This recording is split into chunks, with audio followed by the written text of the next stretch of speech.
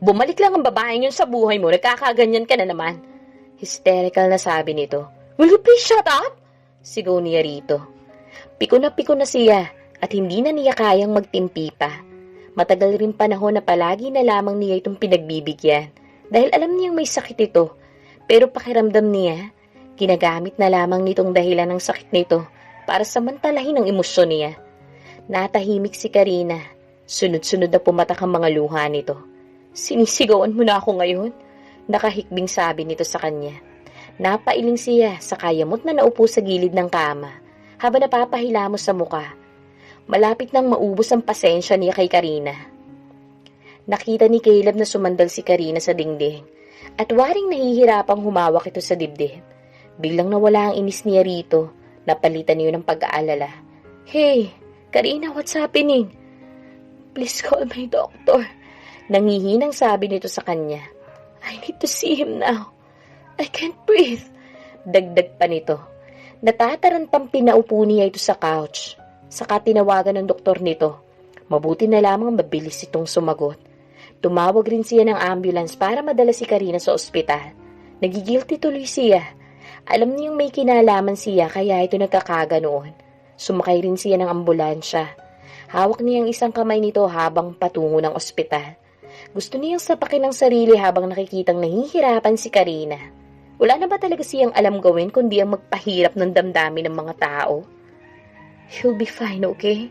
Sabi niya rito. Habang awang-awang nakatingin dito. Hindi niya mapapatawad ang sarili kapag may nangyaring masama dito nang dahil sa kanya. Hindi na pinapasok pa sa loob ng emergency room si Caleb. Binigyan naman siya nito ng assurance na wala siyang dapat ipag-alala. Na-stress lang daw ang dalaga kaya nagkakaganon. Mas lalo naman siyang na-guilty dahil alam niyang siyang dahilan ng pagkakaganon nito. Hindi tuloy siya mapakali habang palakad-lakad sa labas ng emergency room.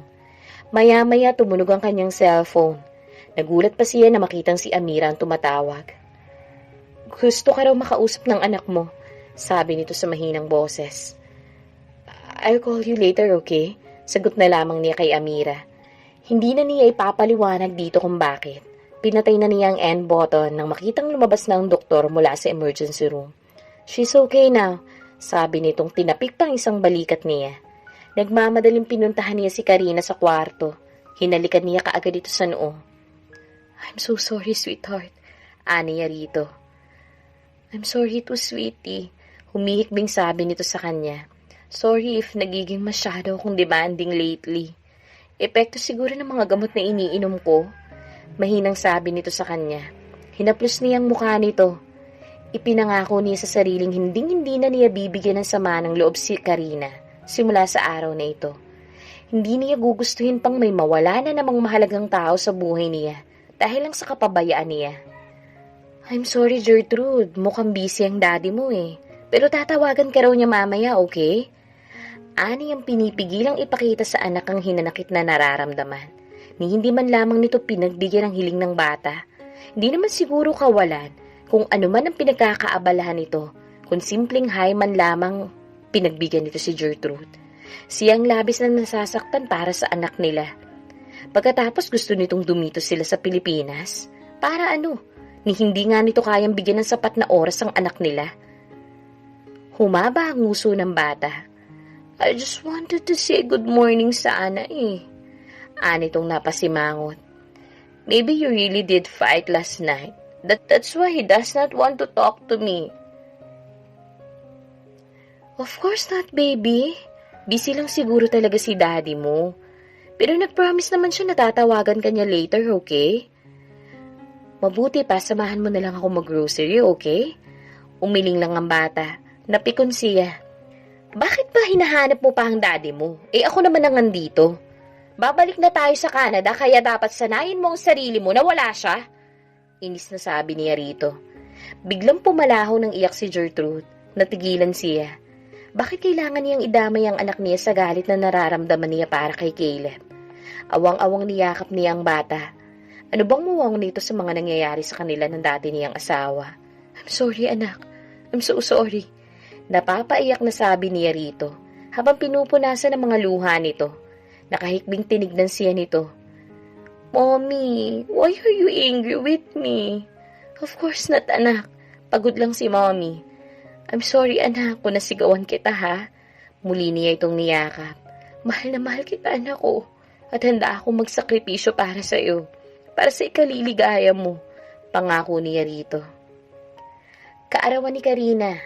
At hindi matanggihan ni Amira ang pag-anyaya ng dalaga na dumalo sa birthday party nito. Alas 5 pa lamang naroroon na si Tom para sunduin siya. Isang simpleng strapless silver gown ang isinuot niya.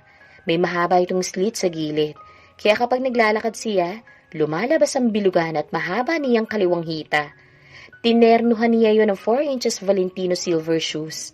Regalo yun ni Tom sa kanya nung nakaraang Pasko. Kasama ng silver Chanel bag ni Sering ginamit niya ngayon. Isang dangling earrings lang ang burloloy niya. Manipis lang din ang inilagay niyang makeup. Ewan ba niya kung bakit hindi siya komportabling magsuot ng makapal na makeup?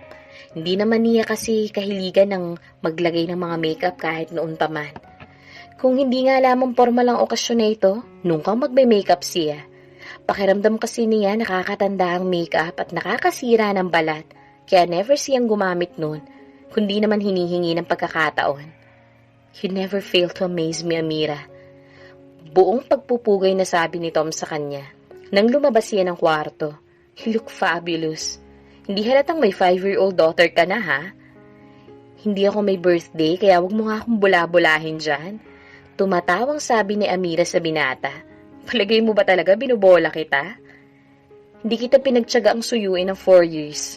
Para bulahin ka lang, Amira. Sabi nitong nilapatan siya ng halik sa noo. Paniguradong all eyes na naman ang mga inggitero sa akin dahil kasama ko lang naman ang pinakamagandang babaeng nakilala ko. Hey, di pa nag-start ang party, mukhang nakainom ka na. Natatawang sabi niya rito. Let's go? Bago pa magising si Gertrude at humabol sa ating dalawa. Hinila na niya ito palabas ng kanyang apartment. Nang makapasok sila ng elevator, hindi nakatiis pa si Tom. Siniilis siya nito ng halik sa mga labi, ngunit mabilis nitong itinulak palayo. Masisira ang makeup ko. Mapaklangit ang pinakawalan niya. Tinignan niya ako wari ang sarili sa salamin. Ngunit ang totoo, gusto lamang niyang iwasan ang mapanuring mga mata ni Tom. Ang totoo, palagi na lamang siyang naiilang sa mga halik nito. Hindi niya alam kung kailan siya magiging komportable. Kabaliktaran kapag kay Caleb. Kapag ito ang humahalik sa kanya, napatiimbagang na naman siya nang maalala na naman ang dati niyang asawa. Muntikan na naman niya maibigay ang sarili dito. Blessing in disguise nga siguro na tinanggihan siya nito. Or else baka mabuntis na naman siya kapag nagkataon. Paniguradong isusumpa talaga siya nito. Unti-unting naglaho ang mga ngiti ni Caleb nang pumasok sa bulwagan sina Tom at Amira na magkahawak ang kamay. Bigla ay naisip niyang siya sana ang kahawak ngayon ni Amira kung hindi lang siya nagpakagago. Ngunit kaagad niyang pinalis ang nasa isip at nagkunwaring di napansin ang mga ito, kaya inilihis niya kaagad ang tingin. Nangako na siya sa sarili na from now on, si Karina na lamang ang pag-uukulan niya ng pansin. Hindi tamang halos ibigay na nito sa kanya ang lahat, pagkatapos tinututang niya ito. Bumaling siya kay Karina, na blooming ng araw na iyon. Masaya siyang makita na ang saya-saya nito, kasama ang pamilya at mga kaibigan nito, sa espesyal na araw nito. Amira! Tom! Tawag ni Karina. Nang mapansin ang pagdating ng dalawa, nilapitan pa siya ng kasintahan. Hinawakan ito ang isang kamay niya at iginiya palapit sa mga bagong dating. No choice kundi makipagkamay siya kay Tom. Nakipagbeso na rin siya kay Amira. Just to prove na no hard feelings na sa pagitan nilang dalawa. At binibigyan na niya ng closure ang kung anumang nangyari sa kanila noon. It's about time na maging civil sila sa isa't isa alang-alang sa kanilang anak. Dapat na rin niyang tanggapin si Tom na ito na nagmamay-ari ng puso ng dati niyang asawa. Kahit parang hirap na hirap pa rin siya kapag naiisip ang bagay na yun. Pinapatay pa rin siya ng matinding selos. Ngunit pipilitin niyang kalimutan ng lahat. Kailangan niyang mag-move on. May sarili ng buhay si Amira at sa tingin naman niya masaya ito sa piling ni Tom. He has to accept that. Muli ay naaalala niya ang muntikan na namang nangyari sa kanila ni Amira. Ano kayang gagawin ni Tom kapag nalaman niya na handa pa rin si Amira na ibigay sa kanya ang sarili nito ng gabing yun. Shit! Muling nag-init ang kanyang katawan nang maalala ang insidenteng yun. Kahit malamig pinagpapawisan siya. May kakaiba pa ring dating sa kanya si Amira na kahit na kailan, di niya naramdaman sa ibang babae. Hindi niya kayang pangalanan ng damdaming nabubuhay sa kanya sa tuwing inaangkin niya ito. Kahit kay Karina, di niya nararamdaman ang ganung klase ng pakiramdam. Parang nagsisikip na naman ang dibdib ni Amira nang maalala ang nangyari sa kanila ni Caleb noong isang linggo. Namumula ang kanyang mukha sa kahihiyan, lalo na nang magtama ang kanilang paningin. Mabilis niyang iniiwas ang tingin dito dahil pakiramdam niya, hinuhubaran na naman siya nito. Kumuha muli siya ng wine nang dumaan ang waiter sa harapan niya. Saka nagpunta sa terrace para magpahangin since abala si Tom sa pakikipaghuntahan sa mga kaibigan nito. Tungkol sa mga negosyo at kung ano-ano na mga kasosyalan ng topics ng mga ito. At kaysa magmukha siyang tanga at di makasabay, mas pinili na lamang niya mapag-isa. Ayaw naman niya magpaka-trying hard. Tanggap naman niya ang katotohanan na magkaiba ang mundong ginagalawan nila nito. At iyon rin naman ang maganda sa lalaki. Hindi nito pinipilit sa kanya mga bagay na ayaw niya. Ang balak lang sana ni Caleb lumanghat ng sariwang hangin. Kaya laking gulat niya nang madatnan si Amira sa terrace na nag-iisa. At mula sa tama ng liwanag na namumula sa lamppost, nagmistula itong isang diyosa ng kagandahan. Napalunok siya. Aalis na lang sana siya ngunit ewan ba niya kung bakit hindi niya naman mapigilan ng sarili. Nilapitan niya ito. What are you doing here? Bakit hindi mo samahan si Tom sa loob? Hindi naman niya gustong ipahalata. Pero halatahan selo sa tono niya. And how about you? Bakit hindi mo rin samahan dun sa loob? Yung birthday celebrant. Balik tanong ni Amira sa kanya. Napangisi siya. Are you jealous? Nanunokso ang kanyang mga mata. Why should I? Mariing tanggi nito sa kanya. Don't flatter yourself too much, Mr. Pagar. Hindi na akong babaeng yun. Really, Mrs. Pagar? Mapanuyang sabi niya. Hindi yan ang naramdaman ko nung isang araw. As far as I remember, willing kang ibigay ang sarili mo sa akin ng gabing yun. You even demanded that Bago pa niya maituloy ang sasabihin, mabilis na siyang nasampal ni Amira. Nakita niya ang puot sa mga mata nito nang muli itong magsalita. Matagal ko nang gustong gawin yan sa'yo, alam mo ba yun? Kung tutuusin, hindi sapat ang isang sampal lang, Caleb. Galit na galit ni sabi ni Amira. Saka sinampal na naman itong muli si Caleb. At kung iniisip mong may ibig sabihin ng naging reaksyon ko ng gabing yun, nagkakamali ka. In fact, nasusuka ako sa tuwing maaalala ko yun. Mapaklang ngiting pinakawalan nito. Ilang beses ko ang kinuskos ang buong katawan ko para mawala ang bakas ng mga halik mo sa akin. Aalis na sana ito nang may maalala pang sabihin. And don't ever call me Mrs. Pagar. Para sa akin, matagal nang natapos ang kabanatang yun ng buhay ko. The only permanent thing in this world is change. At nagbago na ako, Caleb. Malayong-malayo na ako sa babaeng handang maging martir para lang sa'yo. Matagal nang patay si Mrs. Amira Pagar na tinutukoy mo. Pagkasabi nun, mabilis na siya nitong tinalikuran. Napayukom naman ang kanyang mga palad. Ramdam niya ang sakit sa bawat katagang binitawan ni Amira. Mas matalas pa yun sa isang bagong hasa na punyal. Pakiramdam niya, tinatagtad ng husto ang puso niya sa mga sinabi nito. Pero hindi niya ito masisisi kung magalit ito ng husto sa kanya. Kasalanan naman niyan talaga ang lahat. Gustuhin man niya ngayong ibigay ang pagmamahal na hinihingi nito dati sa kanya.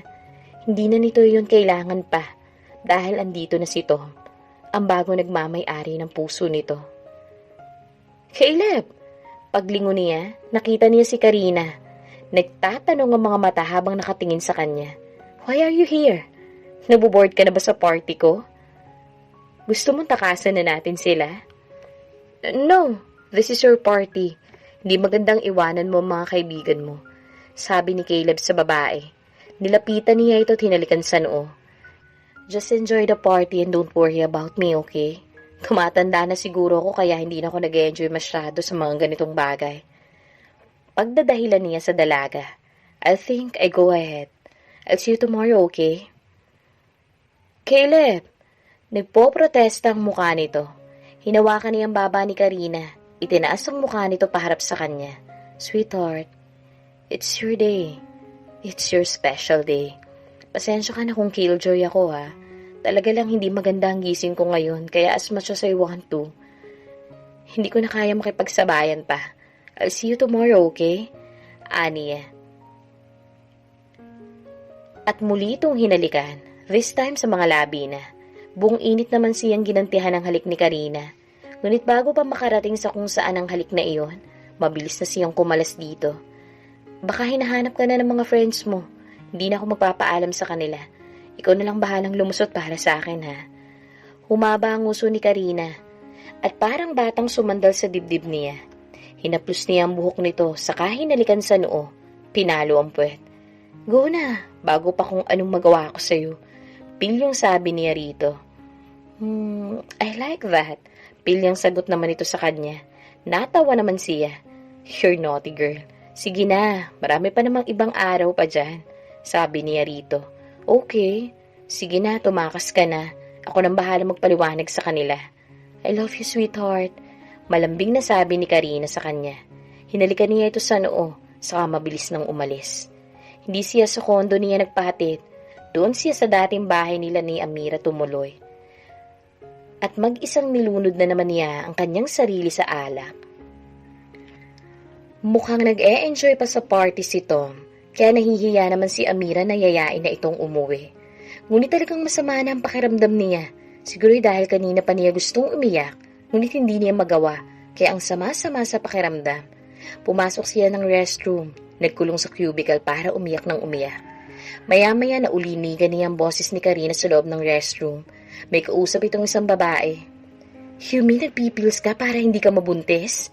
Just because ayaw mong masira ang figure mo? Dinig niyang sabi ng babaeng kausap nito. Napakunot ang noo niya. Yes, pero syempre hindi ko sinasabi kay Caleb. Ang alam niya, hindi talaga ako mabubuntis dahil sa sakit ko. Sakit? Bahagya siyang sumilip. Nakita niyang umiti si Karina. Basta, sa akin na lang yun. Pilyang sabi nito sa babaeng kausap. Napakagatlabi siya.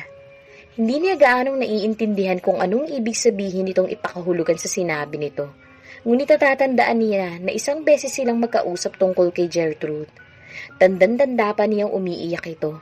Malinaw na malinaw pa sa kanya ang alaala ng mga sinabi nito.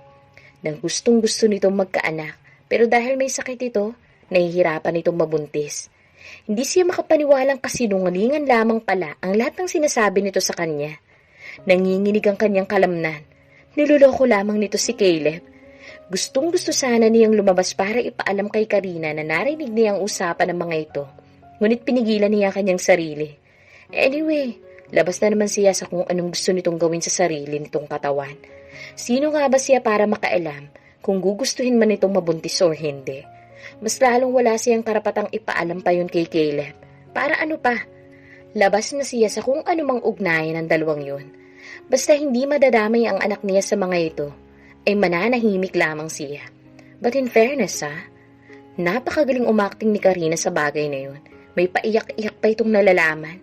Ano pa bang sikreto nito na hindi niya alam? Not my problem. May sarili siyang problema at hindi tamang pag-aksayan pa niya ng panahon ng buhay nito. Sa ngayon, ang dapat niyang gawin ay ang mag-focus na lang sa kung anong meron siya, ngunit hindi pa rin siya makapaniwala sa natuklasan. Awang-awa pa naman siya rito nang makausap niya ito. Gusto nitong maging ina kay Gertrude. Pinigilan niyang makagawa ng ingay. Ayaw niyang malaman ni Karina na narinig niya ang sikreto nito.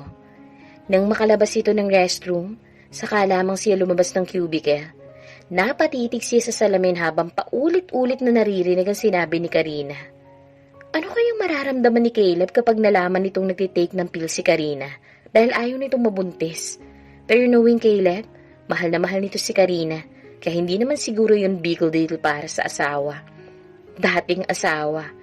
Technically, asawa pa rin naman niya si Caleb dahil hindi pa naman annulled ang kasal nila. Muli ay naaalala niya ang sinabi nito kanina, Mrs. Amira Pagar. May kung anong kilik na inhatid yon sa kanyang buong katawan. Habang naaalala, kung paano yung binikas sa kanya kanina ni Caleb. Heto na naman siya. Naiinis siya sa kanyang sarili dahil sa kanyang katangahan.